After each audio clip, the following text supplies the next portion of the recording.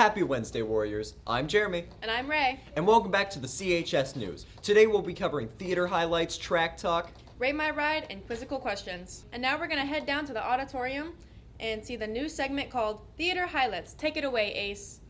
I'm here with the theater director, Dr. Byrne. Now, Dr. Byrne, what classes do you teach?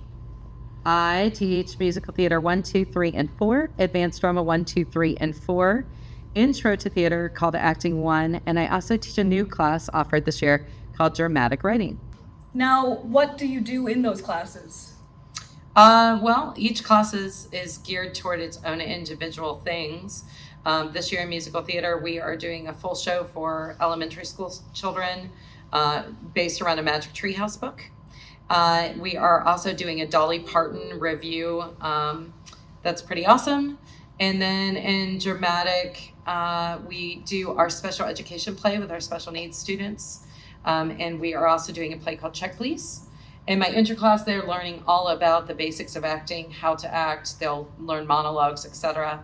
And then in my dramatic writing class, they're learning how to write scripts. That's awesome. Now, is there any way to get involved in theater outside of the classes that you regularly host? Absolutely. So we have auditions every year, a couple times a year. We already auditioned for 2 shows in August, but we will be auditioning again in December or January for our musical Once Upon a Mattress that will be held this spring. Awesome. Thank you so much for your time. You're welcome. I'm here with Jack Lorenz. Now, Jack, why do you like theater so much? I like theater so much because it's just so fun to get to perform with your friends, and the environment is really what I love about it. Now, Jack, what is your role in the theater?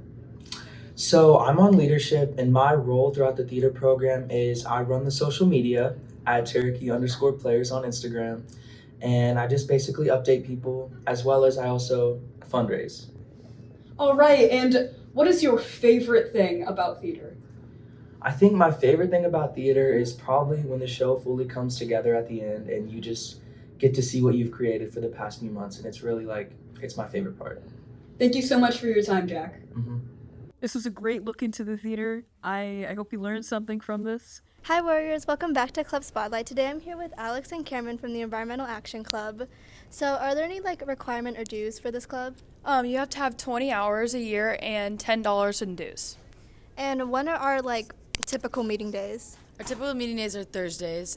Some of the presidents and higher people on that have a few more frequent ones, but mostly Thursdays about 8 a.m. in Miss Shelton's room. And what's the most interesting thing about Environmental Action Club?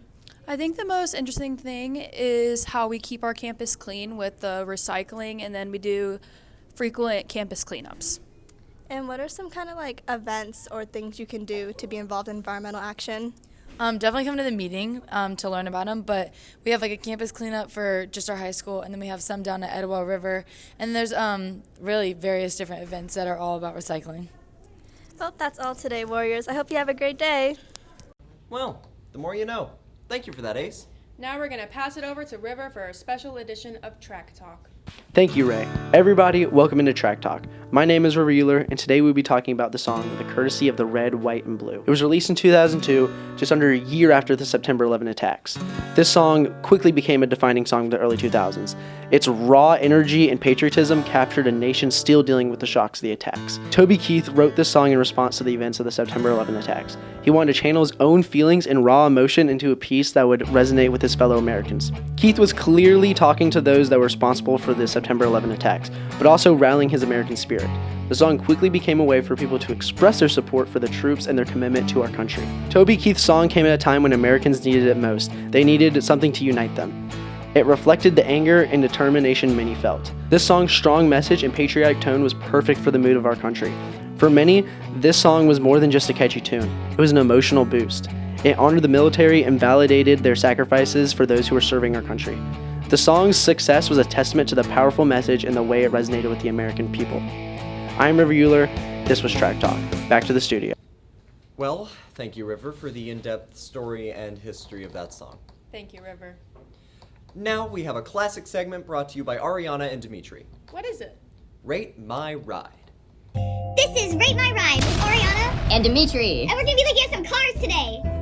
Alright, first up we got the South Carolina leaning cars. These are absolutely the worst cars I've ever seen in my entire life. Why do they propel it up like that, just the front side? If you had a head-on collision with this thing, you'd go right under it. It's so bad that they had to ban it in Tennessee by law. Bro, if you're trying to look like Larry the Lobster, then maybe this is a good choice for you. But otherwise, it looks like the car is trying to stand up. So 2 out of 10! Next up, we got this tiny monstrosity, the Electra Maconia Solo EV Commuter. This thing really only has 3 wheels. It looks like it's half off because half of it is missing. It's been bit in half, so it's automatically a 5 out of 10 right off the bat. But because it's so bland, it's a 3 out of 10! And that was a beautiful refresher, a little bit of mouthwash after all that trash we just looked at. My car, what a beaut! Oh, it looks great. Oh, you can see me there modeling with it. We got an excellent steering wheel cover of a bunch of ghosts. We have a beautiful skeleton with a fedora, really great stuff over here. And then there's us in front of it, we're waving and stuff and pointing at it. Great car. 10 out of 10! Those were some interesting and weird cars. Can't wait to see next time what the segment is. Yeah, just don't rate my parking job. Coming up next, a new segment from Therese, Fit Wars. Alright, what's your name? Rylan. Jordan. Mr. Wilderman. Alright, so today we're just breaking down fits. Can you break down your fit? Alright, so we got Simply Southern, Palmetto Moon, Local Boy, we got Hey Dish. Nike Ski. White tee, I don't even know for real. I just grabbed it. These pants from the mall, they was like 35. Forces was like 100. So Nike Athletic Club tee, probably like 35 at Nike. Shorts, I forgot where I got them from, but I think it's like 25. The Espressos, Nike Espressos, probably like 55. So is this fit better though? I guess. This is something calm. You know my fit better, you know what I'm saying? Look at this hoodie, Burgers Collab, 700. Sheen shorts, and then some nuances from Foot Locker. I got this PacSun shirt, like $25. These baggy jeans from PacSun, like 70. And I got these shoes at Foot Locker for like 70 as also. Who would you say fit better though? I mean, this is a calm fit for me, gang. I'm not gonna lie. I just feel comfortable in these. Yeah, I feel these feel loose, so I feel comfortable in these. So he look uncomfortable?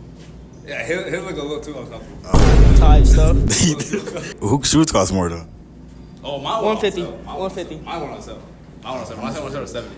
Your fit gotta be better then, right? Yeah. Look at what he wearing and look what I'm wearing. It's trash? Them little shorts, you know what I'm saying?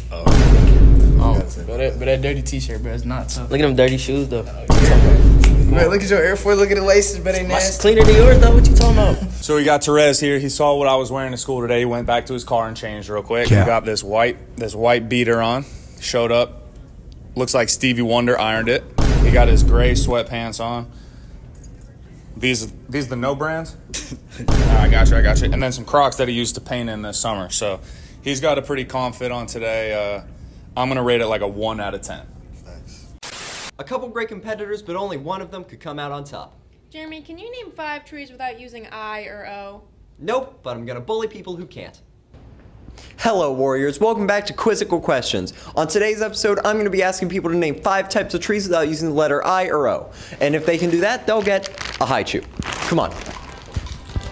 Trees? What? Trees. Oh, I don't know trees. Spruce. 1. Apple. Hold on. Let me cook. Wooden. Palm. 2. Evergreen. Treaty. It's like a. Oh, it has an eye in it. Wait, there is none. Is there? Yes, there is. Xmas tree.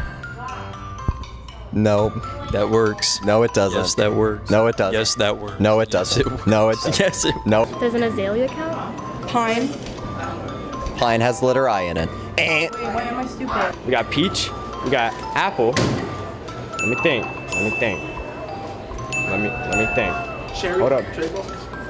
Cherry tree. All right. Cherry tree. We need 2 more. Pear. Pear tree. Peach. Peach. You're disqualified. I'm not. What the?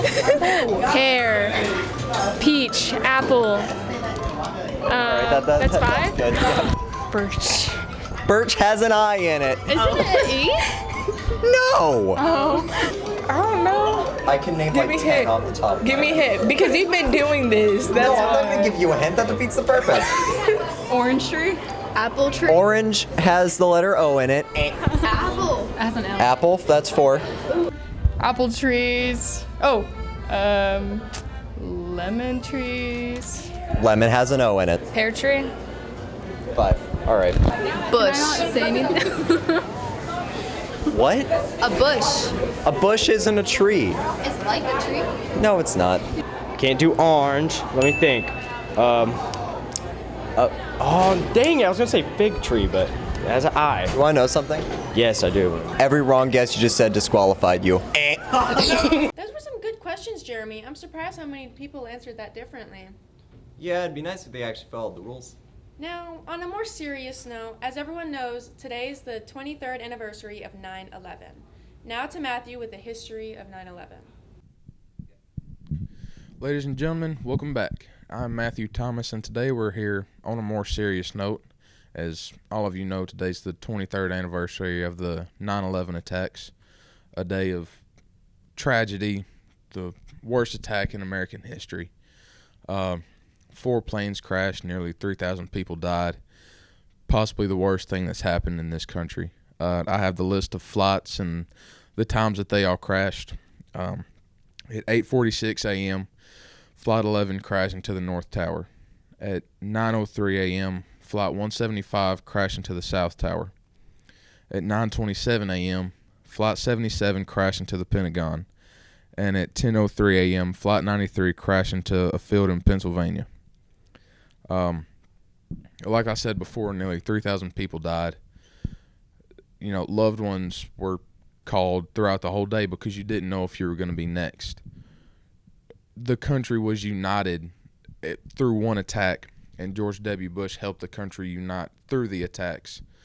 Many songs were released to help get people through the times and give it a more patriotic theme to help unite the country. All the first responders that were there, all first responders in general, we thank you.